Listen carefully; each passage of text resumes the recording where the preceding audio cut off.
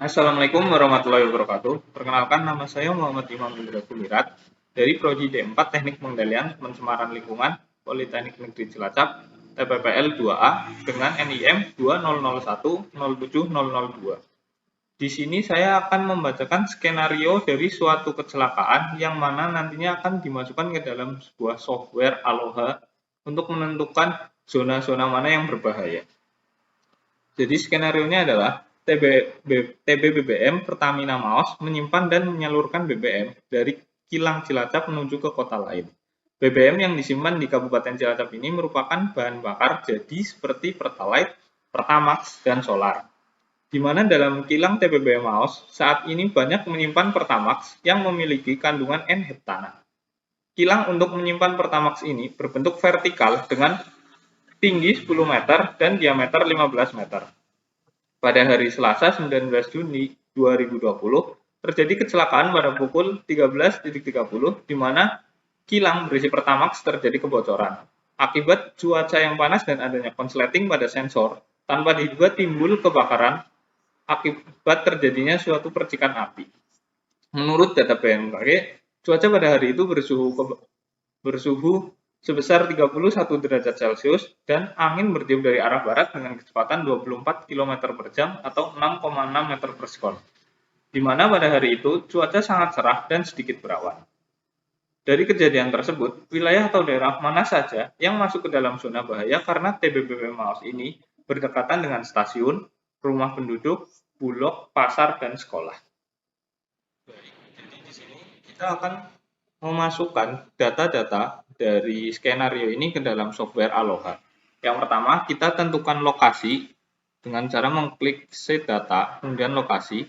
Karena saya sudah memasukkan atau meng-save data dari lokasi TBBM Pertamina Maos, lalu klik Select. Jika belum ada data dari lokasi, tambahkan dengan klik ADD dengan memasukkan data-data seperti lintang dan garis bujur.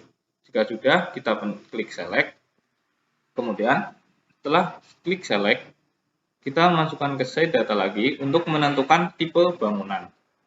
Di sini bangunannya karena berupa kilang, yaitu tidak memiliki tingkat, yaitu kita menggunakan single story building, di mana pada lingkungan dari sekitar tangki ini itu tidak ada pohon-pohonan sehingga ruang terbuka, lalu kita klik unsheltered surrounding. Lalu klik OK. Kemudian kita masukkan tanggal. Kita menggunakan tanggal internal waktu yang ada di laptop. Kemudian setelah itu kita masukkan data chemical data atau data bahan kimianya dari bagian setup, lalu klik setup, kemudian pilih chemical, dan kita pilih karena di sini merupakan bahan kimianya adalah N-heptana.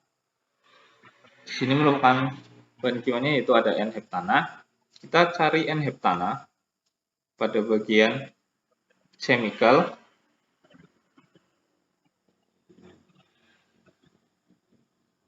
N-heptana. Sudah ketemu, klik N-heptana, lalu klik select. Kemudian di sini sudah terdapat penjelasan data-data dari bahan kimia N-heptana dari CAS number, PAC, IDLH, ambient boiling point, freezing point, PAC2, LEL, molecular weight, PAC3 dan UAL. Kemudian setelah memasukkan chemical data, kita memasukkan atmospheric data atmosferik. Dan kita input data, kita pilih wind speed, yaitu kecepatan angin, yang di sini merupakan kecepatan ini adalah 24 km per jam atau 6,6 meter per sekon. Kita pilih meter per sekon, kemudian klik 6,6, dan di sini merupakan data dari arah angin, di mana data arah anginnya merupakan dari arah barat. Kita menggunakan simbol W karena barat adalah west. Kemudian di sini adalah measurement height above ground, yaitu pengukuran angin itu pada ketinggian berapa. Karena di Indonesia kurang dari 3 meter. kita menggunakan pengukuran ini. Kemudian lokasinya itu berada di ruang terbuka. Terus kita masukkan cuacanya, karena cuacanya cerah, kita klik yang lumayan berawan, sedikit berawan, karena sedikit berawan kita pilih di antara ini, dan klik OK. Setelah itu masukkan temperatur udara atau suhu udaranya, yaitu 31 derajat Celcius. Kita klik ketik 31, pilih derajat Celcius. Kemudian di sini inversion height atau height option di mana ini merupakan ketinggian, atau jika tidak ditulis tidak apa-apa. Jika tidak tahu, kemudian select humidity, di mana ini adalah kelembapan, di mana kelembabannya adalah 60%. Kemudian klik OK.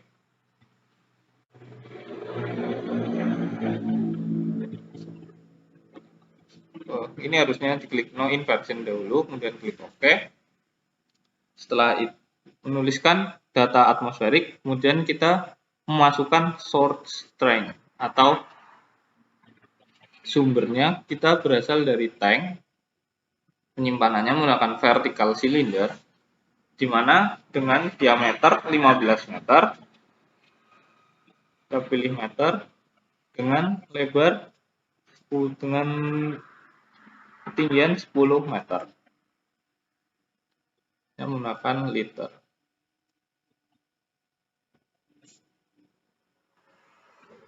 Kemudian jika sudah, kita klik OK. Dan di sini menemukan isi dari tangki tersebut, di mana karena ini merupakan N heptana dan merupakan bagian dari Pertamax, di mana Pertamax adalah mengandung liquid, jadi kita pilih liquid. Kemudian enter, di sini merupakan udara, kita menggunakan chemical stored of ambient temperature saja. Terus klik OK. Kemudian di sini kita memasukkan level liquid yang ada dalam tangki tersebut. Di sini kita levelnya adalah 90%.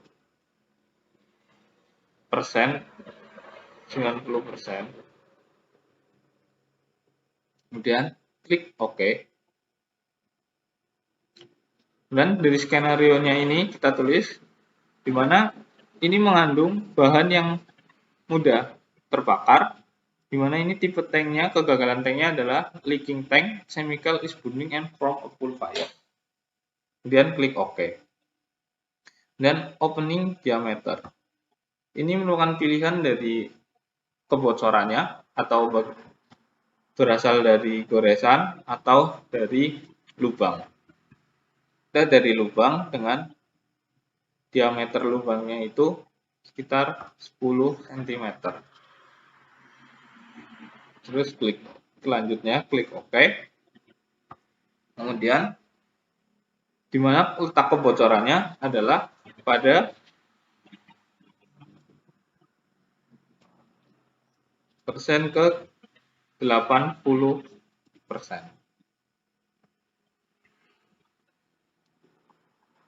Lalu klik OK.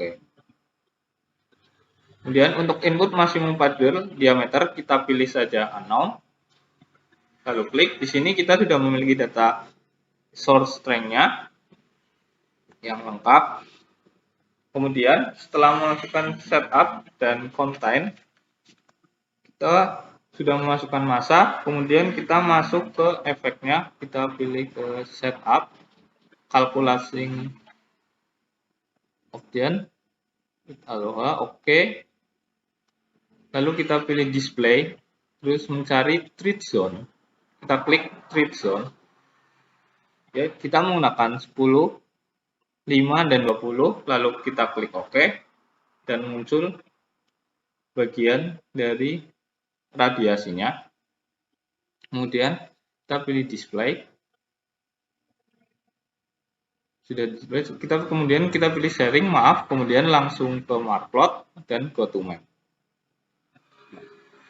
Di sini jika belum, kita menggunakan mencari data dari Ini di sini TBB mouse, karena tidak ada, kita langsung klik di sini saja. Klik di sini. Kemudian kita klik Aloha. Dan kita klik set source point. Dapat dilihat bahwa efek dari kebakaran ini tidak sampai ke stasiun, tetapi hanya memakan sebagian dari wilayah kilang, yang mana di sini ada gedung untuk sebagai gedung pantau. Kemudian di sini ada gedung-gedung untuk tempat-tempat tangki, karena di sini tempat tangki untuk kendaraan, dan di sini wilayah gedung, di mana zona merah ini merupakan zona yang bahaya, di mana pada 10 terjadi kebakaran pada 60 detik akan menimbulkan bahaya seperti kematian. Kemudian di sini di bagian warna orange, kemudian terjadi kebakaran dalam 60 detik yang akan mengakibatkan kecelakaan. Kemudian pada bagian yang kuning, berwarna kuning ini, di mana akan terjadi kebakaran dan menimbulkan cedera. Jadi untuk gedung pada bagian ini tempat tangki-tangki untuk mobil tidak begitu parah, dan untuk yang setengah lebih gedung untuk gedung pantau itu mengalami kebakaran yang parah. Sekian dari penjelasan dari saya mengenai Aloha. Kurang lebihnya mohon maaf. Wassalamualaikum warahmatullahi wabarakatuh.